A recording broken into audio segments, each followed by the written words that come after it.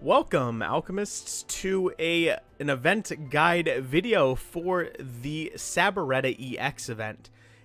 Pretty much in today's video, we're going to be going over the team that I'm using, a general overview of what kind of gear you should be using, and then we'll do an auto run, and I'll kind of walk you through it as it goes on, and show you where you need to, if you're going for all three achievements, of course, where you can stop the autoplay just for a second. There are a couple of spots in the autoplay where one of your units will die unless you take control of the unit and have it actually use a potion. But the team we are using we're using Vettel as our head unit. He is Holy Cavalier. Here's his setup.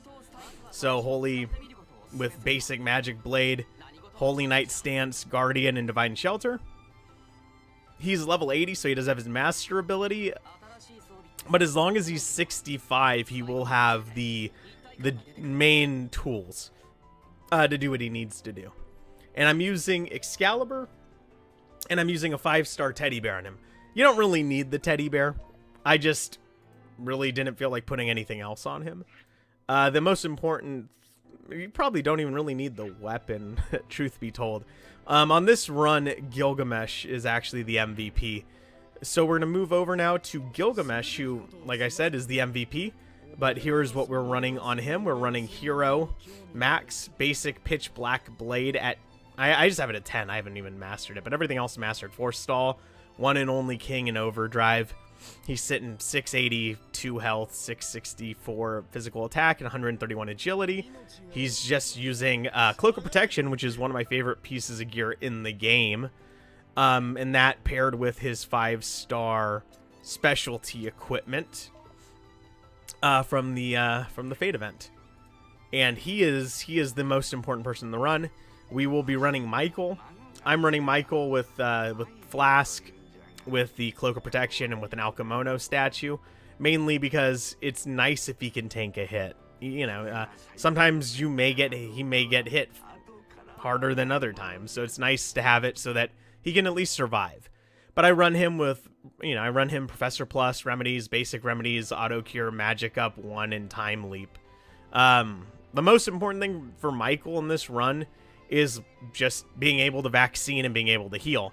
If you don't want to use Michael, you can actually substitute him for, the best case would be to substitute him for Elizabeth, who has a similar kit. But yeah, you'd be mainly just using her again for the vaccine for the auto run. And then in addition to those three units, I'm trying to think who my other units are in the run. Actually, but it is, yeah, Vettel, Gilgamesh, Michael. I know who my subs are. I wish I had been a little bit better prepared for this. But my subs are Ryder Yomi, and my other sub is just Dorothy. Mainly because they take advantage of the slashing buff that Vettel has for his master ability. But, oh yeah, Zane, that's who it is. Why would I forget Zane? But Zane, another unit that's very good. You only need Zane at 65, really. You could probably do this with him at 60, truth be told. Zane is the unit, though, that will die.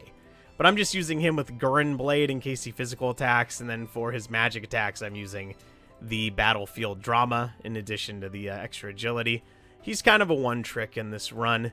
In terms of what we're using using Sunblade, Basic Sunblade, Oath, Holy Blade of White Knight, and Divine Shelter. So nothing too special, all things considered. Not really a high ceiling for gear either. The most important person for dealing damage is going to be Gilgamesh. So the run itself, if we look over the missions for the quest, clear without continues, no deaths, and clear before reinforcements. So clearing without continues is the easiest of the stipulations. Clearing before reinforcements is the second easiest, and no deaths. That is probably the hardest one. But if you are having trouble and you, if you're having trouble with the run, there's nothing about mercenaries here. So if you want, you can run a mercenary. For the first couple runs I did, I was running Gilgamesh as mercenary, but you're going to be farming this 100 times. So if you have the units to fill out this team, you can actually just have your auto set and go without a mercenary. I like to save a little bit of money here, a little bit of zenny. As you can see, I'm kind of broke, as is per usual, or as par for the course. But we're going to hit go, and we're going to try this out, and we're going to do the run. And it's if you have the units to field this team, it is pretty simple. If you don't, I admit this is not a free-to-play run by any means. This is a run for people that have pulled in the game, or maybe just are free-to-play and got really lucky. So that first attack, plant goes. Bye-bye. And that's important. You want that plant to die. Zane will come up. Zane's going to do a Shining Flare. And, yeah, see? Battle gets in place. He Lightbringers, hits this guy.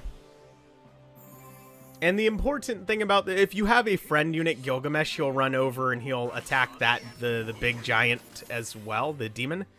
But he won't kill the plant. That's why you bring Michael or Elizabeth, because they'll vaccine there. So Charm Liquid will never go off. So you see here they're taking some damage, which is going to happen. Zane is going to be a punching bag here for a little bit. But as I said, there are points where you will be turning off autoplay, and we're almost at one of those points right now.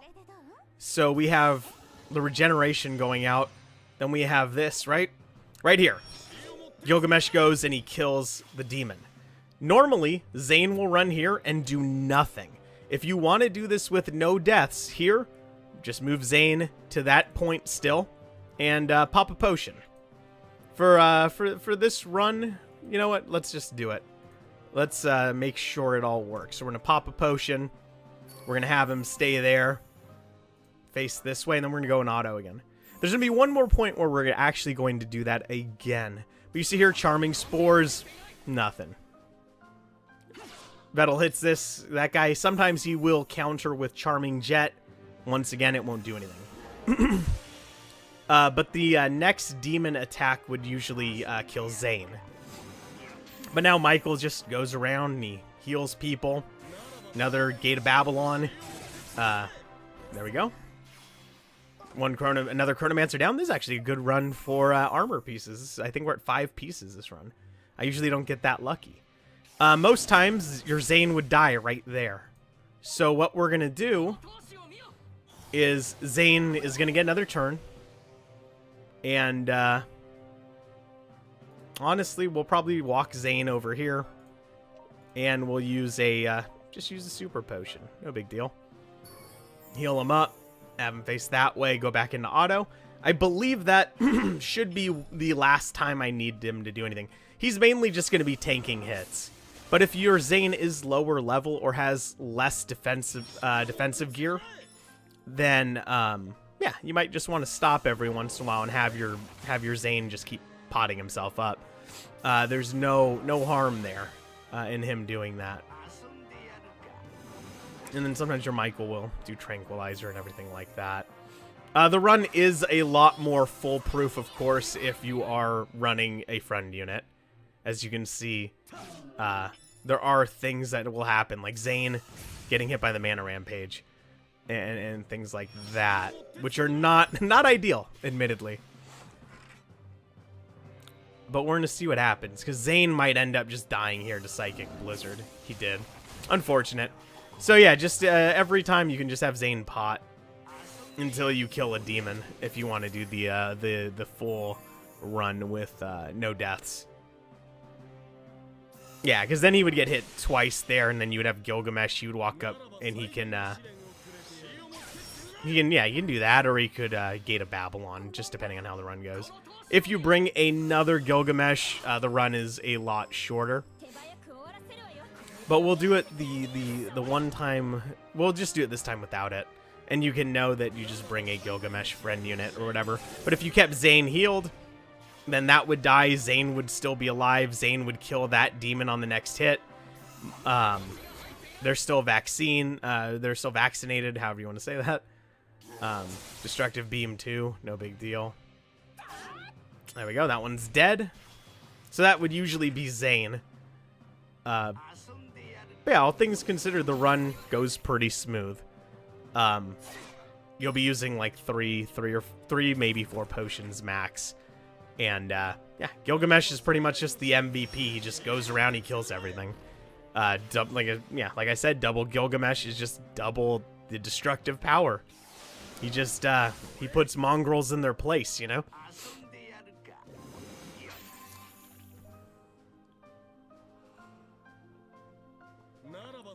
So not a tough run.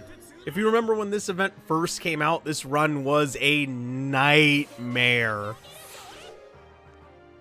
But now, all things considered, pretty easy run. Although Gilgamesh might get hit here, or yeah. Yeah, look at that. And then he'll Lionheart like he's, you know, he's being cute. Wow. Oh well. But yeah, if you just pot your Zane, it's a really easy run to get all the achievements. And if you fail the first time, you have to run it after you do 1 clear, you gotta do 99 more.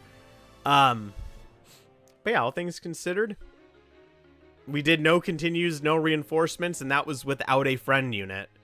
The no deaths we could do pretty easily as long as we, if you're having trouble, just bring a friend unit, bring another Gilgamesh. And then you'll get the slashing, and then both Gilgamesh will get the 40% health, which helps them quite a bit.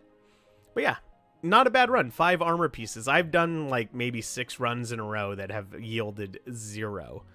You'll also just get a ton of Sabareta shards and a lot of apples. So all in all, the run is not that bad. Before we leave off, though, I know you guys are looking. You're going, Evan, you didn't do EX Plus? That's sacrilege. That's 240 shards that you could have at any time. Let me just show you why. So I have done quite a few runs of this now over the past few days. We have 201 Armor of Wrath shards. With the other 240, that's 441 shards. If we go over to our milestones, we have done 73 runs, guys. 73 runs. That's about 3/4 of the runs necessary, which means when we finish the next 25 with the bonus ones we get, we'll be at about 5. We'll be in the 500s, maybe the low 600s. There is a lot of farming to finish one armor off. To people going for their second armor, more power to you. Since multiplay was bugged this weekend, I have not even had a chance to do the multiplay for Lizards of Lost Kingdom. But I got 9 days left to finish my armor.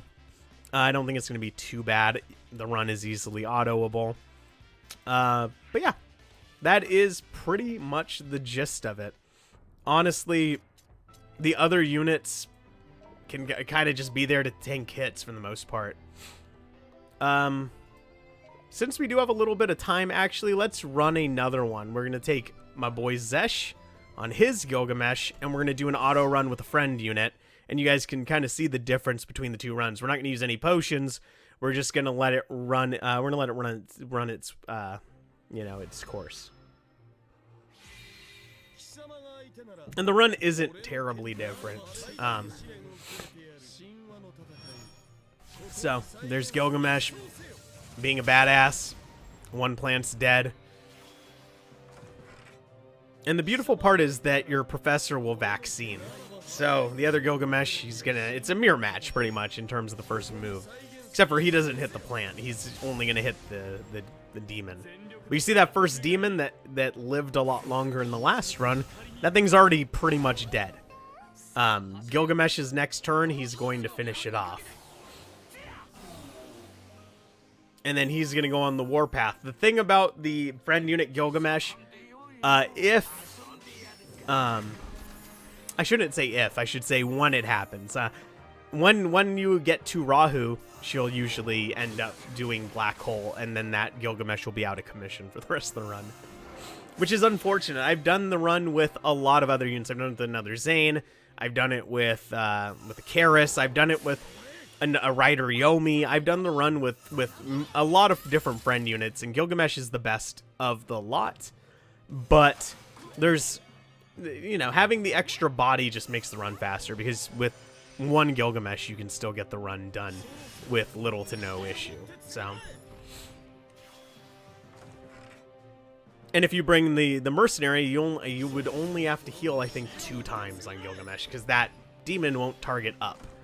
So it's kind of nice. But I kind of wish you could tell the AI to heal or something, because Zane, you see that? Zane just kind of walks into the middle of 2 enemies and goes, whatever. That's another nice thing, is if you can get that big combo bonus with the friend unit, it definitely helps the run go a little bit smoother. But there you go. The only person you need him to heal.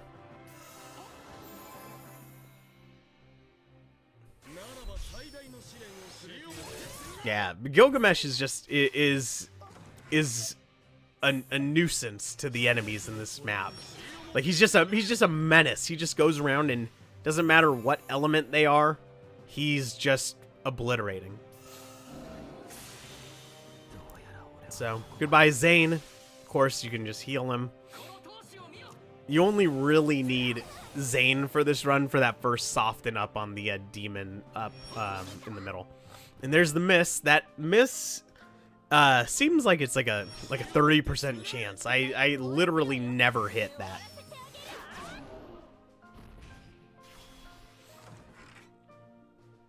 Yeah, the AI here gets a little weird as well, because there are times where I do the run and the AI goes off in really bizarre ways. So there's the black hole. We knew the stop was going to happen on Gilgamesh. You know, you do the run 70 times or whatever, and it's like clockwork. You kind of know what's going to happen. The thing I've noticed about this run that really puts me in a good mood is there is a very, very minute amount of variance in terms of what the AI chooses to do and how a run will go. Even with the worst run possible using no friend unit, I've never been close to actually failing the run, ever. Because even though Dorothy and Yomi don't really do a lot of damage, they're, you know, they're kind of just there to be sponges on your subsequent runs. So there's Psychic Flash too. Gilgamesh is sitting about half health, and he's giggling, you know. And then Yomi's giggling too, because no one can hit her. She's an absolute beast. All right, so here we go. Yeah, and having the professor is so nice. And I have a soft spot for Michael, because when his Job Plus came out, I had literally just hit 85 cap with him. So I've been using him for quite a while. But yeah, you see even there, with the other Gilgamesh taking a lot of damage, the run goes off without a hitch, you know. Very simple run, very simple event. You don't need to use Zangetsu, 3 Chronomancer Cheese, although you could. Yeah, I like this strategy. I think it's fun. I think it's easy. I think it gets everything done that needs to be done. So, simple run. And 5 armor shards. Not too shabby. But yeah, easily doable with units under 75. For most of the units that you need for the run, you only need to have them at job 2. You don't need anybody at job 3 to do the run. Of course, being job 3 or being 75 and having the extra stats always helps, but it's not a necessity to clear the run. But yeah, this was the first guide that I'm doing into event quests. I want to do more guides in the future for autoing runs and stuff like that, because you know, sometimes you don't want to sit around and manually put your units forth into doing a run over and over. Sometimes it's nice to just be able to hit auto. and to go. Like when I'm working and I'm on a 15-hour shift, it's nice to be able to every 5 minutes look over and set an auto. And it makes the game very easy to play. But yeah, the strategies are not going to be free to play friendly most times. But if you guys don't mind, just keep coming back to the YouTube channel. Also, you can check me out on Twitch over at Evan Velez, where we are doing Alchemist code about 3 days a week. If you want to keep in with more guides, of course, follow on, subscribe on YouTube, hit the notification bell, and you'll be alerted whenever I upload a video. It looks like I'm trying to fall into the routine of boss guides, news rundowns on Monday, and pull videos for Thursdays. So hopefully we can be pumping out maybe 3 videos a week. I'm still new to the editing thing, so hopefully if you guys have any feedback, you can throw it my way and we can work on improving the videos. But until next time, guys, throwing up the deuces, and I will see you later.